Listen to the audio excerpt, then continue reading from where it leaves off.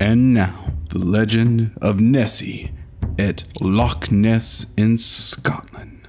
I'm sure you've seen the pictures of the mythical beast. She appears as that of a plesiosaur, long thought extinct. It resides in the Ness with a diet mostly of fish found in the loch and the people who dove too deep. Much like the dwarves of Moria and the tale of the Balrog.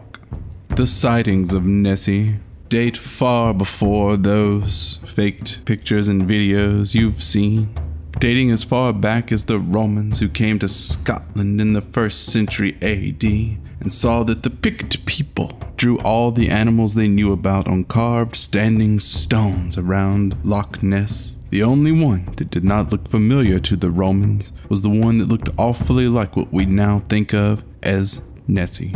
And in more recent years, from the 1970s up until this very day, there have been numerous sonar pings of, if not Nessie, then at least something that lurks in the deeps, big as a small well, up to 15 feet.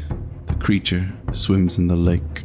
In the 1970s, Robert Rhines and his team used a side-scan sonar which took pictures along with a strobe light every 45 seconds, and it aimed at the lake. In 1975, the sonar picked up something, and the picture they got back will blow your mind. Except we could not find that picture, but it was of an animal fin.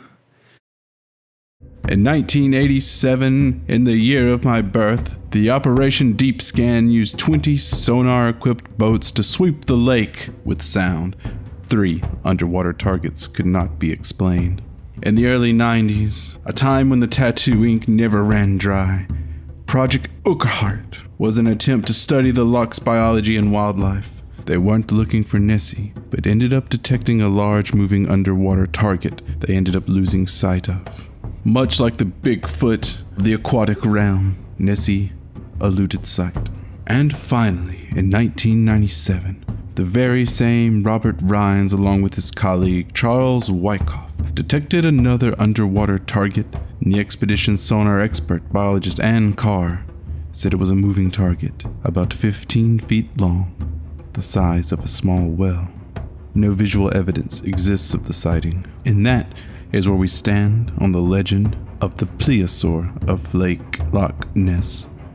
I realize it's redundant and that a loch is a lake, but Scotland needs to get with the picture.